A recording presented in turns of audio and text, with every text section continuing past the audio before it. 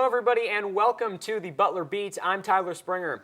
Well, the Learning Resource Center at Butler is a place students can go to get tutoring, study with friends, and learn new study strategies. Joining me today is one of the student development specialists in the Resource Center, Matthew Stack. Thanks so much for being here, Matt. Thank you for having me. Yeah, for sure. And, well, I guess to start off, for students who don't know, what is the Learning Resource Center? Excellent question. So the Learning Resource Center has a lot of functions.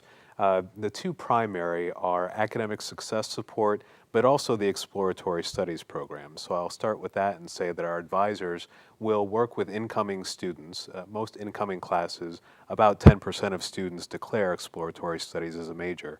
And so those advisors will work with those individuals on a one-on-one basis and a curricular basis to help identify a potential course of study for their time at Butler. The other part is the academic success piece. And so as advisors and student development specialists, we are meeting with students one-on-one to address various academic concerns or challenges. We're also in the classrooms providing workshop material and workshop curriculum to students and even teaching ourselves. So multifaceted, multi-layered to really help students acquire the tools, the techniques, the skills to become successful. Sure. And when those students come in and say, hey, I need some help, I'm not doing so well in school right now, I'm falling behind, what do you tell them? What do those sessions look like? Sure. What's interesting is that for a lot of students, it's very rare that the concern is only academic. What we find is that you all as students still have life going on. Though your primary responsibilities are academic related, life still goes on. And so I point that out to say that very often, whatever academic concerns or challenges may exist, those are usually an outgrowth or a byproduct of some other situation going on. Maybe it's a roommate concern. Maybe it's a situation where a first-year student or somebody who's new to Butler hasn't quite found that niche, hasn't quite found that place. Maybe there are emotional concerns that are going on or family problems that are going on, in which case our office then also serves as a coordination site for getting students attached with the other campus resources that can help address those problems and those concerns as well. Sure. And when students come to you, do you see it being more as they're not capable of being successful because they just don't have the knowledge, or is it that they just don't want to put in the effort? I think we operate on the premise that all students have arrived at Butler having demonstrated some academic performance, academic proficiency, and so clearly there's a history of having done well academically. Everybody adjusts to the rigors of college differently, and so we try to help students identify what are you currently doing that is successful. Let's try to do more of that. What are some things that maybe you've never tried? What are some things, depending on what the concern may be, what are some things that you can attempt differently in order to be more successful? And so if that's study habits, if that's just managing time a little bit better, for students that have spent the majority of their career, K-12, education career K-12, there's a new sense of freedom in this environment. And so figuring out ways to budget time and how to be intentional about when you all do study. And that looks different on every student. Very rarely is it an issue of capability. Sometimes it's a matter of reprioritizing. Maybe it's sometimes a matter of making different choices. And students sometimes need a tuning fork, if you will, to figure out what that looks like on them. And time management, I would assume, would be a big problem for a lot of students. Yeah, absolutely. The secret is time management is something that affects students, staff, faculty alike. And so we're all attempting to figure out, with all this time that we have every week, how do we allocate our time most effectively? Sure. And you talked about the other side of the Learning Resource Center being exploratory studies and helping people to find their major. What do you tell somebody and some student that comes to you who just can't decide on their major and what they want to do in life? Sure. At a lot of schools, somebody who's not sure, they are commonly referred to as the undecided students. And the fact that we have an exploratory studies program at Butler, they're going to have the opportunity to take the LC 103 course that spends all semester helping them understand the different academic disciplines on campus, connecting them to different faculty members. We just had the Majors Fair where students could come and find out from the faculty, what do the programs look like, and what do students who have gone through those programs, what have those graduates gone on to do?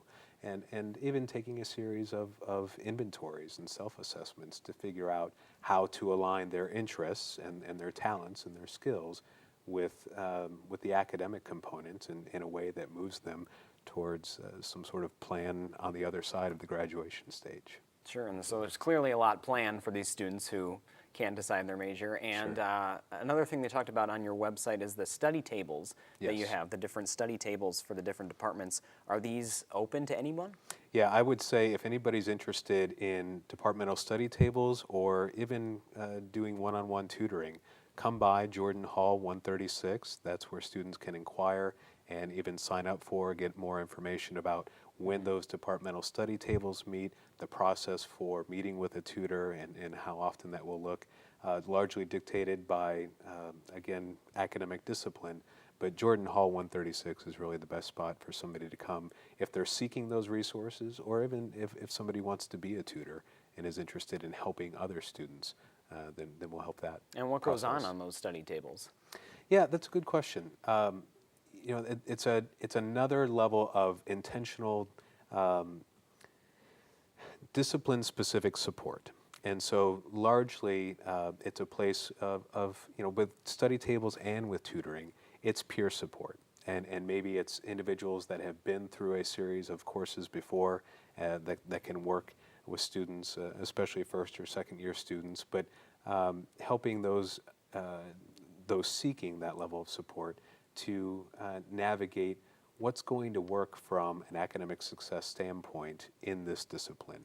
What are the things that are required of this major or this program of study that might be different than others, but really drilling down to a deeper understanding of the content in a peer-related way. And the people who monitor those tables are fellow students, or are they coaches like yourself? The advisors are not involved. Largely that's other students, and there's a level of involvement from the faculty as well, although I think more behind the scenes. Jen Mann is the advisor in our department who oversees that process, and so anybody who would be interested would be probably better served to, again, come by Jordan Hall 136 and find out more about what that dynamic looks like. And are you looking for new tutors at all? That I don't know. I don't know where we are, and so if anybody's interested, again, come by, and Jen would be a good person to connect with. They know where to go, yeah. And let's talk about the academic success workshops for a little bit. Sure. We're having this fall academic workshop series where there's these various events that you can go to for first-year students that will help them with various aspects of their academic life. Is this something new this year for freshmen? No, it's not. This is semester by semester, a menu of workshops that are offered. And I will say that, of course, first-year students are welcome to come any year, freshman, sophomore, junior, senior, et cetera, are welcome to come to the academic success workshops. Okay. And really what these are is a chance to talk really specifically for 1 hour about time management, or to talk about reading comprehension, or we just did a workshop on learning styles and learning preferences. And so what does that mean? What can I understand about this content as it relates to me? What am I discovering about myself? And now how can I take that knowledge and apply it in a meaningful way to the academic responsibilities that I have? So that, as you mentioned, is also on our website. Those occur now weekly through the end of the semester. Some of those that are coming up, there will be one related to advising. So as we embark upon the advising period, that may be of interest to individuals as we approach the end of the semester. There'll be some conversation about how to prepare for exams, how to prepare for finals, really trying to provide practical skills for students to be able to use in their coursework.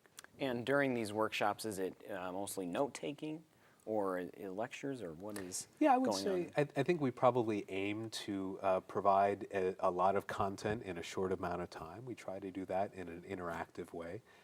We never fully know what our audience is going to look like. We've had as few as 5 show up. We've had as many so far this year as 15. We are aware that the session on finals preparation tends to be among the larger. Sure. And so the group dynamic largely dictates whether or not it is more lecture-oriented, more conversationally oriented. But I would say what we're trying to do is provide tools and give students a time during those workshops to reflect upon whether or not those tools are the right tools for them and in what instances. Sure. And you came back to Butler in, was it April? Yeah, I started this position in April. Yeah. Prior to then, I had actually been a graduate student in the College of Education at the graduate level and have continued some graduate level coursework this year as well. Sure. So what brought you back? You know, I think for me, though as a graduate student, I wasn't really deeply integrated in the life of Butler. It was easy to perceive that there is a sense of community on this campus, that the faculty, the staff, the administrators who are here, there is a dedication to education that feels very authentic, very organic, and I think students tend to feel that when they visit or once they finally matriculate. And so being a part of an educational environment where that very discourse is so valued is really a comfortable environment for me, and one in which it makes my role, my position fulfilling to be in an environment like that, to be working with students who, though there may be a wide variation of academic success or a wide variation of personal circumstances, there's an investment among the faculty, staff, and students with whom I work that is really satisfying. That's awesome. And now in your new position, what have you taken away so far? You know, I will say that summer provided a great time to do a lot of planning and preparation for the school year. Sure. But summer was very quiet, and our office really enjoyed when you all came back to class, when you all got back to campus. And I really value the one-on-one meetings with students. I tend to learn, I'm afraid, probably more from students than what students might learn from me. And to understand more about who they are, where they've been, where they currently are now, and where they aspire to go. And that's very, for most individuals, that's a very complex sorting out of the way, sorting through the direction in which they may go, and who they want to be while they're here, and who they think they want to be when they leave Butler. And to be a part of that is again what I find really satisfying and fulfilling in my responsibilities. Well, Matt, we're glad you came back, and we're glad to have you here, and that's Thank you. awesome. And students can look for those fall academic workshops coming up later, and find the schedule on the website, correct? Absolutely. If you go to butler.edu/learning, that will provide an overview of all of the different support services and opportunities to engage with our office. Well, sounds good. And thanks so much for being my guest today, Matt. Thank you. And students can schedule an academic success appointment with Matt or any one of the academic success coaches at the Learning Resource Center by emailing learning@butler.edu. I'm Tyler Springer, and you're watching the Butler Beat.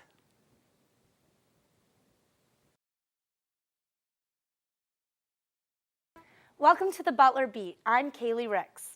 Butler students have plenty of activities, clubs, and organizations to enjoy. The Post Office, Student Affairs, and Program Board plan many of the events and activities.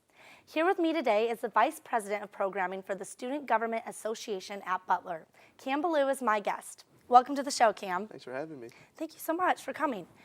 So the first question I would like to ask is, at Butler we have something very unique, which is the first 6 weeks of programming. Can you kind of tell us a little bit about what that is exactly? Yeah, so first 6 weeks programming for Butler University is primarily focused at the freshman class. What we want to do is integrate them into the community as much as possible. Primarily with late night events and on the weekends, typically Friday or Saturday, that range from about 10 to 1 in the morning. So what we want to do is allow them to really understand who's in their freshman class, get them together, allow them to meet new friends, and really, get acclimated to the university. And I do realize that this weekend, Friday and Saturday, is the end of the first 6 weeks of programming. So after the first 6 weeks of programming, how can students get involved on campus? Absolutely. So the Pulse office, which you mentioned at the very beginning, offers and allows the students to know what events are coming on. So we actually have 10 committees that plan events throughout the year. So the students are allowed to sign up for them at the Pulse office. We'll typically do them 2 to 3 days before the event takes place. and then we will take a limited amount of students. But we have a broad range of events that go on throughout the year that they're allowed to go to. And are these events off campus or on campus? For the most part, they're off campus. We really want the students to get a better understanding of the city of Indianapolis. You know, we have such a great opportunity for being in a major metropolitan city. We really want them to, you know, understand the experience and the opportunities that they have in the city as well. That's great. And as far as attendance rates go, I know during Welcome Week, late night programming and whatnot can be very popular because you're new on campus and you don't really have much to do at nighttime. As soon as classes start up and, you know, campus life is alive and busy, does it seem that the attendance rates seem to go down for the other programs at Butler, or does it seem that after Welcome Week, the attendance rates are still very high for those first 6 weeks? I would say that they're even higher than the first 6 weeks. You know, you see a lot of students, including upperclassmen, especially sophomores, juniors, seniors, that really want to attend these events and really see what the university has to offer. You know, the experiences that they had their freshman year, they want to continue those experiences, and we're coming out with new, fun, exciting events for the students at Butler to experience and really have a great time at. So I really think that the attendance is getting even higher. Good. And what are some of the activities that took place during the first 6 weeks of programming? So we've had a few. Primarily, Butler Homecoming is one of the bigger ones, you know, that took place during the first 6 weeks, and then we have Butler Palooza, where we had Lupe Fiasco come this year. So that's typically the biggest event that we see during the first 6 weeks. We have the entire university comes to that. It's on the mall. Everyone has a great time. So. And who plans these events as far as when homecoming is going to be, or what artist comes for Butler Palooza? So those two committees, the first one for homecoming special events, they're able to put on the entire event of homecoming for the university along with the alumni club. So with them, it's a long process, I would say 3 to 4 months for them to really put on the entire event. It's a week-long event, as most Butler students know, as well as faculty. In terms of Butler Palooza, we have another committee called Concerts. What they do, similar to special events, they plan out 6 months to a year in advance to get the speaker and the concerts all put together. So it's a long process. They absolutely love it, though. But yeah, it's great. That's great. So you said that there were 10 committees, and Concerts plans Butler Palooza, and Special Events plans Homecoming. The other committees, do they plan larger events like once a year events, or are they normally smaller events that they plan? So we have 2 other major boards, BUDM and Spring Sports, Butler Dance Marathon, as most people know, it's to benefit the Riley's Children's Hospital. So that's a major event that takes place typically around February. You know, we've raised a lot of money for Riley's Children's Hospital. It's usually just a one big time event, but they do have smaller events throughout the year. And then we also have Spring Sports, which benefits the Special Olympics here in Indianapolis and Indiana. And that's typically Polar Plunge, which is a major event in February, and then Spring Sports Spectacular, which takes place second semester as well.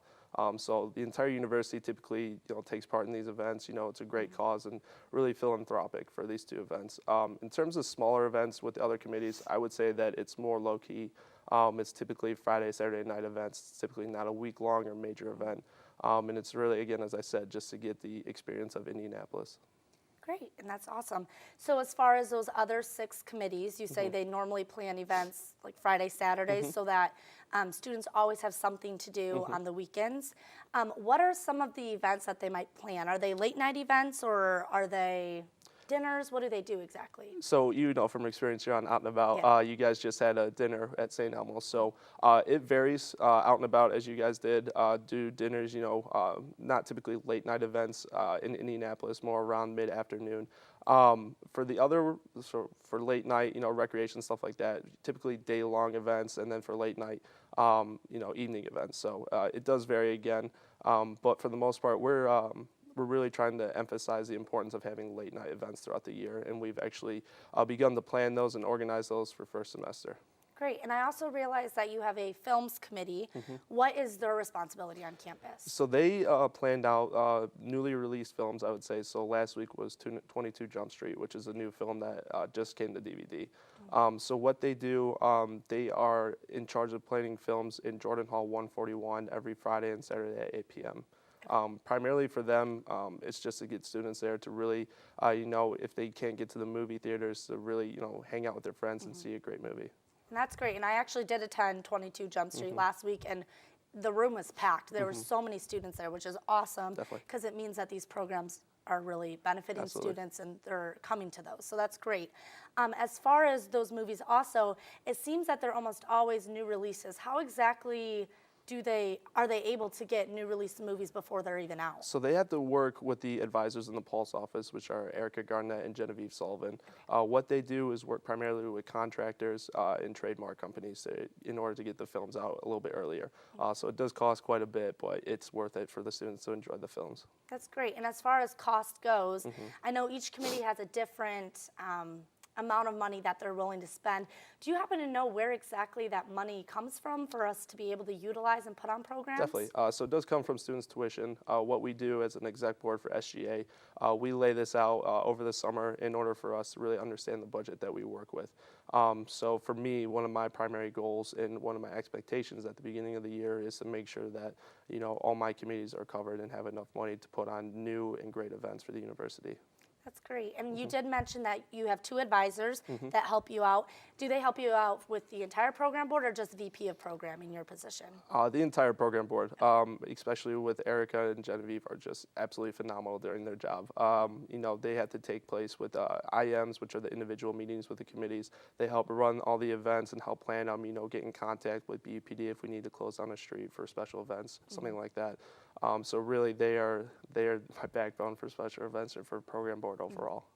And to my understanding, this is their first year at Butler. So are they transitioning well with program boards in planning programs and helping out with Absolutely. Erica is fresh out of college, but she's filled the role absolutely phenomenally. She's done a great job, and so has Genevieve. Genevieve was here a little bit last year as well. But with the experience that I have, being on program board for the past few years, and really with Caroline Huck, who's also there as well, they've done a great job in transitioning and really getting acclimated to their roles. And so you were on program board before becoming VP of programming. What committees did you help out on? So I actually did special events for 3 years. So my goal, again, as we all know, for homecoming was to put that on, but also really bringing new fun ideas for our events in the spring, such as Exam Jam, which we actually transitioned back to the old style of it, where we put on a concert for the university, typically on the Schwitzer lawn. But yeah, I've been on program board for 3 years now.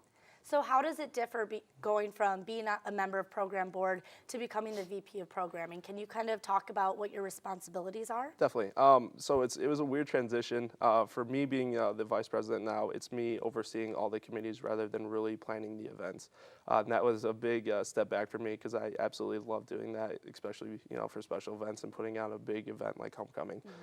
So for me right now, it's overseeing the 10 committees, being able to offer my input and opinions for all the events that they're planning on doing, if it's in budget, if it's allowed for the students to attend and really put this on as well. So that's great.